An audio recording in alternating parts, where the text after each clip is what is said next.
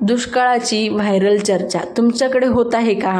आमच्या इकडे तर दुष्काळाची व्हायरल चर्चा खूप होते. चला म्हटलं यावर एक व्हिडिओ बनवूया, कारण ही जांभुळाशी रिलेटेड आहे. जांभूळ आख्यान महाभारताच्या काळातलं फळ. सध्या खूपच झाडाला जांभळं लागलेले आहेत, त्यामुळं दुष्काळ पडेल असं सगळेजण म्हणत आहे. पण खरी काय कहाणी आहे चला जाणून घेऊया. सध्या जांभूळ ट्रेंडमध्ये आहे. बऱ्याच जणांनी त्याविषयी भाष्यसुद्धा केले आहे. काहींनी अंदाज वर्तवलेले आहेत, तर काहींनी शास्त्रोक्त चिकित्सा केली आहे. त्या अनुषंगाने जांभुळाची ही एक वेगळी नोंद. आपल्यापैकी अनेकांना जांभूळ आख्यान ठाऊक असेलच असं नाही, पण त्याचा ह्या नोंदीशी थेट संबंध आहे. व्यासाच्या महाभारतातील ही कथा आहे नसलेली मात्र महाभारतीय लोककथेत असलेली ही बोधकथा आहे. जांभूळ आख्यान या कथेच्या नावाचा आणि जांभूळ या फळाचा थेट अतिशय महत्त्वाचा संबंध आहे, कारण ही संपूर्ण कथा एका जांभळाच्या फळाभोवती आणि त्यावरून समोर येणाऱ्या कटू सत्याभोवती फिरते. तुम्हाला माहीत आहे का, जांभूळ ज्या वर्षी झाडाला खूप जास्त लागतात तर त्यामागे काय कारण असतं की उगाचच कुणी पण काही भाकीत करतं आणि आपण त्यावर विश्वास ठेवतो. पण असं अजिबात न करता थोडंसं आपण जाणूनसुद्धा घेऊया माहिती. तर या कथेमध्ये जांभूळ हे केवळ एक फळ नसून ते मानवी मनातील दडलेली रहस्य आहेत आणि सत्य बाहेर आणण्याचे एक माध्यम आहे. जेव्हाही आपण जांभूळ खातो तर आपल्या जिभेला एक डाग पडतो, तो निळसर डाग. तर तो का पडतो तुम्हाला माहीत आहे का? चला सांगते. महाभारतातील पांडवाच्या वनवास काळात जंगलात एका झाडाला एक अतिशय मोठे, वैशिष्ट्यपूर्ण आणि रसरशीत जांभळाचे फळ लटकलेले असते. एका ऋषीच्या 12 वर्षाच्या घोर तपस्येचे हे फळ असणारे जांभूळ खास त्यांच्यासाठीच राखून ठेवलेले असते. अन्य कुणालाही त्याला हात लावण्याची वा तोडण्याची अनुमती नसते. भटकंती करत तिथे आलेले पांडव आणि द्रौपदी ते रसरशीत जांभूळ पाहून स्तब्ध होतात, मोहित होतात. द्रौपदी तर खूपच मोहित होते. मागचा पुढचा कोणताही विचार न करता जांभळाच्या मोहात पडलेली द्रौपदी ते जांभूळ तोडते. जांभूळ तोडल्याने ऋषींना कळले तर शाप देतील याची शाश्वती असणारे श्रीकृष्ण तिथे निमिषार्धात प्रकटतात. म्हणजे हे जांभूळ तोडण्याचं कोणालाही अनुमती नव्हती, कारण हे जांभूळ ऋषींच्या त्यांच्या तपश्चर्येचं फळ होतं. पण हे द्रौपदीला कळलं नाही. ती जांभूळाच्या मोहामध्ये पडली आणि तिने ते जांभूळ तोडलं. द्रौपदीने जे जांभूळ तोडलेले आहे ते किती विशेष आहे आणि किती ते जांभूळ तोडण्याचे दुष्परिणाम श्रीकृष्ण तिला सांगतात, प्रकट होतात आणि सांगतात की जर सर्वांनी आपले पूर्ण सत्य आणि मनात दडलेली गुप्त रहस्य जाहीरपणे कबूल केली तरच हे जांभूळ पुन्हा झाडाला जाऊन चिटकेल. असं कधी ऐकलंय का तुम्ही की आपण फळ तोडले आणि ते परत झाडाला चिकटेल? पण हो, पूर्वीच्या महाभारतामध्ये असं घडलेलं आहे आणि ऋषीच्या संभाव्य शापापासून पांडव वाचतील असं श्रीकृष्ण द्रौपदीला सांगतात. श्रीकृष्णाने वास्तव सांगतात.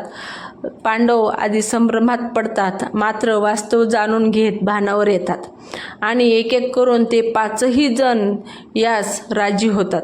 युधिष्ठिर, भीम, अर्जुन, नकुल आणि सहदेव एक एक करून आपल्या मनातील सुप्त इच्छा आणि सत्य सांगतात. प्रत्येक पांडवाने सत्य बोलल्यावर जांभूळ जमिनीवरून हळूहळू वर सरकते, पण झाडाला काही जाऊन चिकटत नाही, कारण त्याला असं एक गूढ रहस्य होतं की ज्यामध्ये खरंच खूपच क्षमता असावी आणि मी पटकन झाडाला जाऊन चिटकावं. 5ही पांडवांनी आपलं रहस्य सांगून देखील जांभूळ पूर्णतः झाडाला मूळ जागी चिकटत नाही, मात्र जवळ जाऊन टेकतं. श्रीकृष्ण अधीर होऊन द्रौपदीकडे पाहतात, कारण द्रौपदीने तिचं रहस्य अजून सांगितलेलंच नव्हतं आणि खरी कहाणी तर पुढे सुरू होते. ऐका. आणि मग तिला कळलं की श्रीकृष्ण आपल्याकडे पाहत आहेत, म्हणजे आता आपली वेळ आलेली आहे. आणि तिने पुढे होऊन तिच्या मनातले रहस्य सांगितले. रहस्य काय असेल विचार न करता तुम्ही ही कथा ऐका. सांगितल्याशिवाय जांभूळ पहिल्यासारखे मूळ जागेवर चिकटणार नाही हे नजरेनेच सांगतात. मनातला संभ्रम दूर सारून द्रौपदीला तिच्या मनातील सर्वात मोठे रहस्य सांगावे लागते.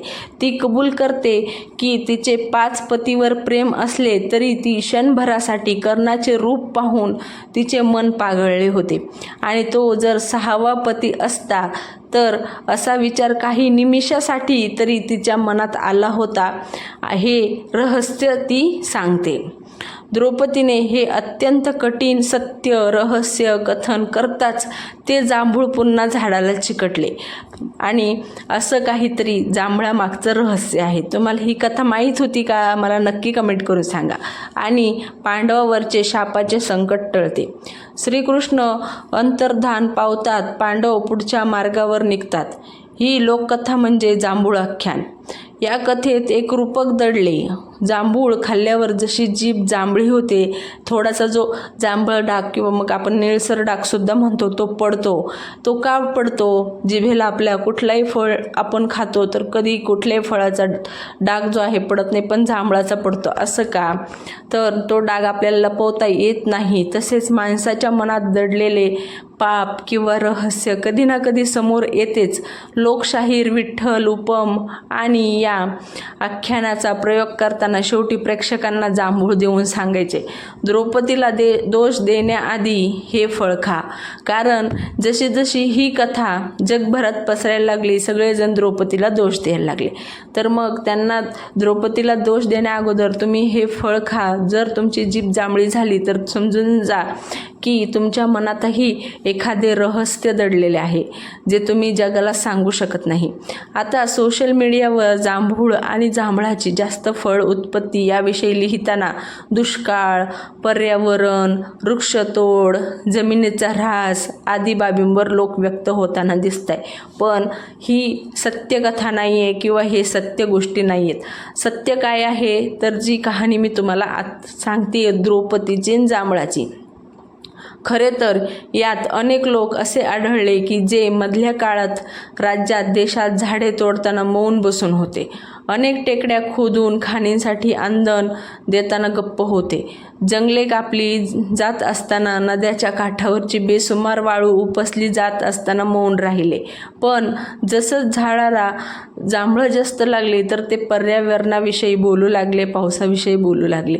पर्यावरणाविषयी शून्य आत्मीयता असणारे आणि आपल्या विचारधारेचे लोक जे काही विध्वंस करतील त्याविषयी चकार शब्द देखील न बोलणारे या जांभूळ ट्रेंडमध्ये सामील होऊन पर्यावरण संकट कसे संकटात आले आहे हे सांगत आहे. पण असं अजिबात नाही. हे पर्यावरण संकटात येण्याचं कारण आहे झाडं कमी झालेली आहेत, वृक्षतोड वाढलेली आहे, झाडं लावणं कमी झालेलं आहे आणि त्यामुळे निसर्गाचा समतोल जो आहे बिघडत चाललेला आहे. आणि यामागे जांभूळ झाडाचं किंवा मग जांभळाला झाडाला जांभळे लागली भरपूर यावर काहीच विषय नाही आहे. ढोंगी दुप्पटीपणाचे नवल वाटते. ज्यांनी आपल्या उभ्या आयुष्यात एकही झाड लावले नसेल अशी ही माणसं यावर बोलली असतीलच की जांभूळ जास्त पिकल्यामुळे पर्यावरणाला धोका आलाय. जांभूळ खाल्ल्यावर जीभ जांभळी होते, तो डाग लपवता येत नाही, मनातल्या गोष्टी बाहेर येतातच. तसे काहीतरी सोशल मीडियावरच्या जांभळाबाबत असायला हवे होते. म्हणजे जे एरवी झाडे, जंगल, टेकड्या, नद्या, पर्यावरण याविषयी आत्मीयता नसणाऱ्या माणसाने अशी पोस्ट लिहिली की तिच्या अक्षरांचा फॉन्ट काळ्या रंगात न राहता ती अक्षरे आपसूक जांभळी व्हायला हवी होती. असं काहीतरी हवं होतं व्हायला, पण असं नाही. कारण ही कथा जी आहे ही कथा खरी आहे. पण जांभूळ झाडाला लागले त्यामुळे पाऊस कमी येणार किंवा पर्यावरण नष्ट होणार असं नाही आहे. मग किती लोकांनी ही जांभूळ दुष्काळाची पोस्ट पाहिली आहे मला नक्की कमेंट करून